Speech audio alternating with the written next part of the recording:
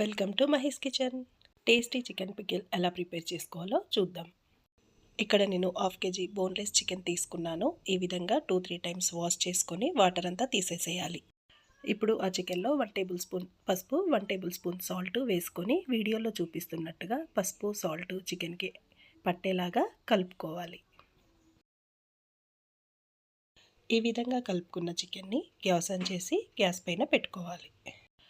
ఒకసారి చికెన్ అంతా కూడా ప్యాన్కి అంటుకోకుండా కలుపుకోవాలి. ఈ చికెన్లో వాటర్ లేదా ఆయిల్ యాడ్ చేయాల్సిన అవసరం లేదండి. చికెన్లో నుండి వస్తున్న వాటర్తోనే చికెన్ చక్కగా ఉడికిపోతుంది.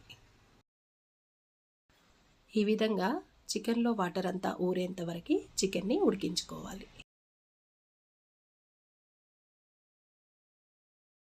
ఈ విధంగా చికెన్లో వాటర్ అంతా అయిపోయాక చికెన్ని తీసి పక్కన పెట్టుకొని చికెన్ మసాలాని ప్రిపేర్ చేసుకుందాం.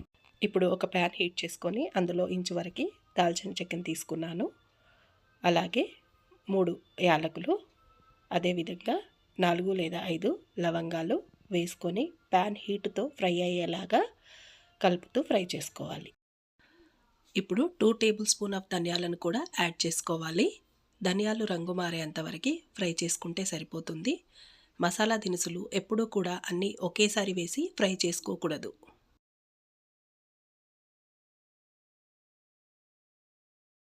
ఇప్పుడు 1 టేబుల్ స్పూన్ ఆఫ్ ఆవాలని యాడ్ చేసుకోవాలి. ఈ విధంగా 1/2 టేబుల్ స్పూన్ మెంతులు, 1/2 టేబుల్ స్పూన్ జీలకర్రను కూడా యాడ్ చేసుకోవాలి. ఈ వీడియోలో నేను 1/2 కేజీ చికెన్కి ఇంగ్రీడియంట్స్ చెప్తున్నానండి. చికెన్ వెయిట్ని బట్టి ఇంగ్రీడియంట్స్ పెంచుకోవడం తగ్గించుకోవడం చేసుకోండి.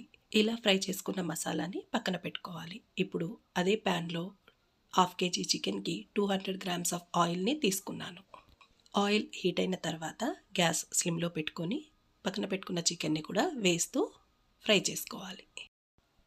చికెన్ అంతా వేసుకొని కంటిన్యూ కలుపుతూ చికెన్పై ఒక రెడ్ కలర్ లేయర్ లాగా వచ్చేంత వరకు చికెన్ని ఫ్రై చేసుకోవాలి అండి. చూడండి, చికెన్ రంగు మారింది.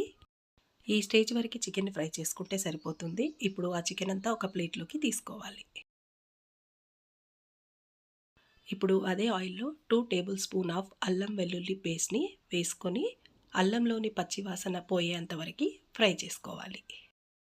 ఎప్పుడు కూడా పచ్చళ్ళలోకి ఫ్రెష్ అల్లం వెల్లుల్లి పేస్ట్ని తీసుకుంటే పచ్చడి చాలా టేస్టీగాను ఉంటుంది. అలాగే చాలా ఎక్కువ రోజులు నిల్వ ఉంటుంది. ఈ విధంగా అల్లం వెల్లుల్లి పేస్ట్ కలుపుకుంటూ ఫ్రై చేసుకోవాలి. ఇక్కడ నేను 1/2 కేజీ చికెన్కి 50 గ్రామ్స్ కారం, 50 గ్రామ్స్ సాల్ట్ యూస్ చేశాను. ఆల్రెడీ ఈ సాల్ట్లో 1 టేబుల్ స్పూన్ సాల్ట్ యూస్ చేశాను. ఇప్పుడు ఈ కారాన్ని అలాగే సాల్ట్ని కూడా అల్లం వెల్లుల్లి పేస్ట్లో యాడ్ చేసుకోవాలి. అదేవిధంగా మిక్సీ పట్టుకున్న మసాలా దినుసుల్ని కూడా యాడ్ చేసుకొని చక్కగా కలుపుకోవాలి.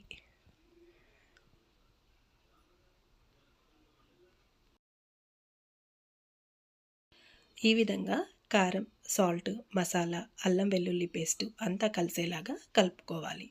ఇలా నురగ వస్తున్న టైంలో పక్కన తీసి పెట్టుకున్న చికెన్ని కూడా యాడ్ చేసుకోవాలి.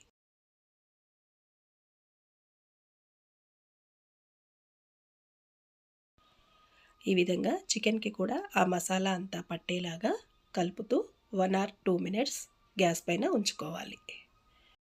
తర్వాత పికిల్ని తీసి పక్కన పెట్టుకొని పూర్తిగా చల్లారనివ్వాలి. 1 అవర్ టైంలో చికెన్ పూర్తిగా చల్లారిపోతుందండి. ఇప్పుడు ఇందులో నిమ్మరసాన్ని యాడ్ చేసుకోవాలి. ఇక్కడ 1/2 కేజీ చికెన్కి 2 మీడియం సైజు నిమ్మకాయల్ని తీసుకున్నాను. నిమ్మరసం అంతా పట్టేలాగా చికెన్ మొత్తం కలుపుకోవాలి. ఇప్పుడు ఈ చికెన్ పికిల్ అంతా కూడా ఒక డబ్బాలోకి తీసుకోవాలి. ఇలా డబ్బాలోకి వేసుకున్న తర్వాత మూత పెట్టుకొని పక్కన పెట్టేసుకోవాలండి.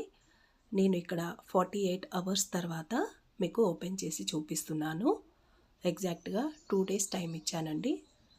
సో చూడండి, ఆయిల్ అంతా కూడా పైకి తేలి పచ్చడి చాలా చక్కగా ఊరిపోయింది.